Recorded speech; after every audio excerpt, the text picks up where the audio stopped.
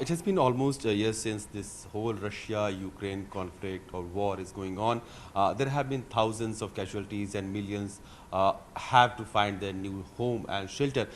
We are joined by European Union Ambassador in Delhi, and sir, we would like to know this whole 1 year, how has it been for overall for Europe in terms of its geopolitics, in terms of economic impact that it has had over other countries? Yes, thank you. As you say, we are soon going to mark a very sad anniversary, which is 1 year of this unjustified and illegal aggression from Russia against its peaceful neighbor, Ukraine. This is a major violation of international law. It's a violation of the UN Charter, and it cannot go scot-free. Otherwise, the risk is that we would see a similar pattern of behavior repeated elsewhere, including in other regions. So what we have been trying to do as European Union and beyond, with our allies within NATO, with other partners such as Japan or Australia, is to isolate the Russian leadership and to put in place sanctions, which make the leadership accountable for its actions, and that affect the capacity of the Kremlin to continue its aggression. So we are about to approve a 10th package of sanctions. The sanctions are very broad, unprecedented, I would say, in terms of the latitude of the sectors affected. So what we have are economic sanctions, financial sanctions. We have the listing of people we deem responsible for the aggression, and you see the sanctions are starting to bite. We will So exactly, I was coming to this point. You have had like 9 rounds of sanctions, then this whole capping on prices of oil export on Russian economy. But does it seem like Russia is getting impacted or affected with all these sanctions because the war is continuing unabated?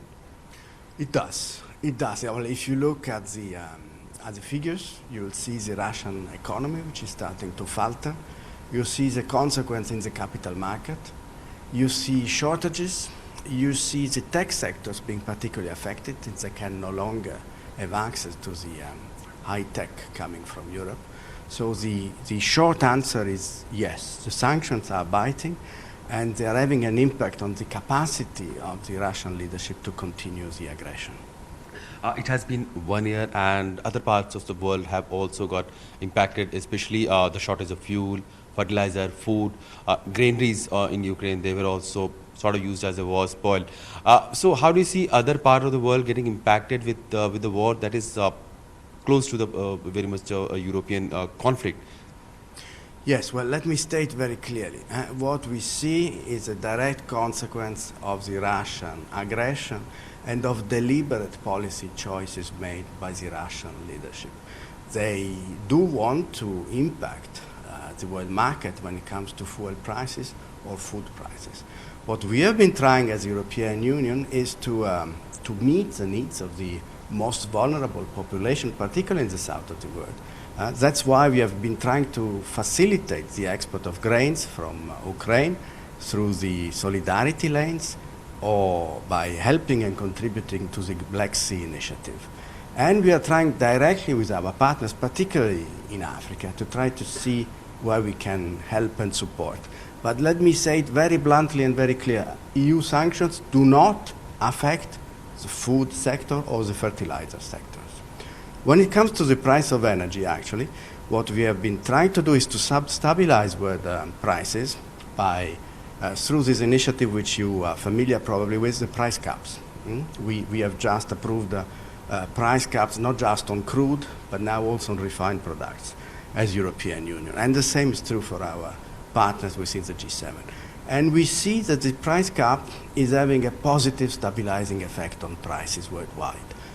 Obviously with a positive spillover over vulnerable economies in the south of the world. Sir, also we have seen, there are reports that other countries who have been, helping Russia with their war, supplying their arms, ammunitions, and Iranian drones have been reported to have been used by Russian side.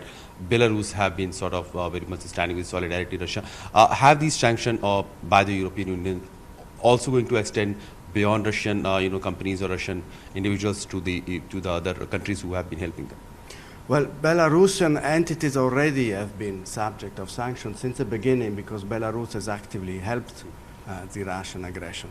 With the next package of sanctions, we are also looking at Iranian entities because of the supply of Iranian drones to Russia. So again, the short answer is yes, we are looking specifically at the Iran case, and Belarus is already covered. Okay. Also, recently we have seen Russian forces are digging trenches, the reports came, and then we are also having reports that European countries and NATO allies, they have been training Ukrainian troops for advanced weaponry, fighter jets and tanks that are going to come from other partner countries.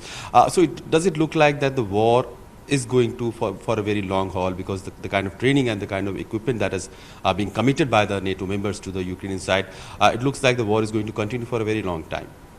Well, look, the war could stop now if Russia decided to stop its aggression and withdraw and respect the sovereignty and territorial integrity of its neighbor.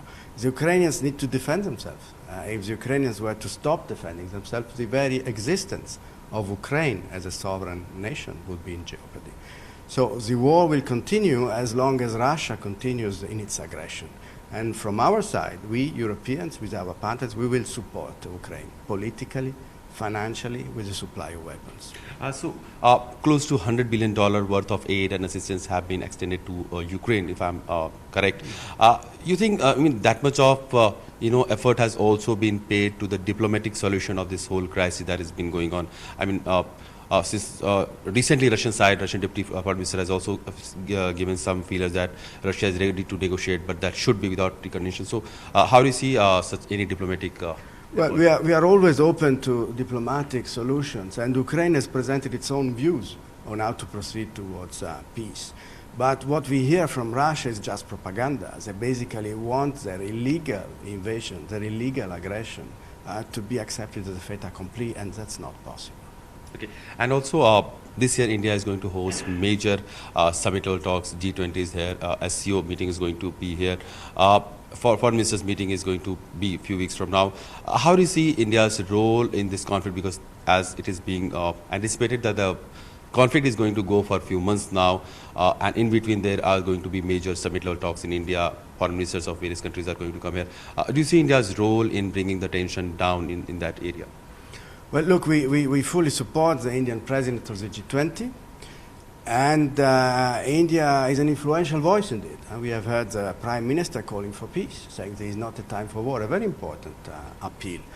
We are not in a business as usual situation. Obviously, this will also affect the proceedings in the G20, but we trust the Indian presidency in finding a way to bring these proceedings to a positive conclusion.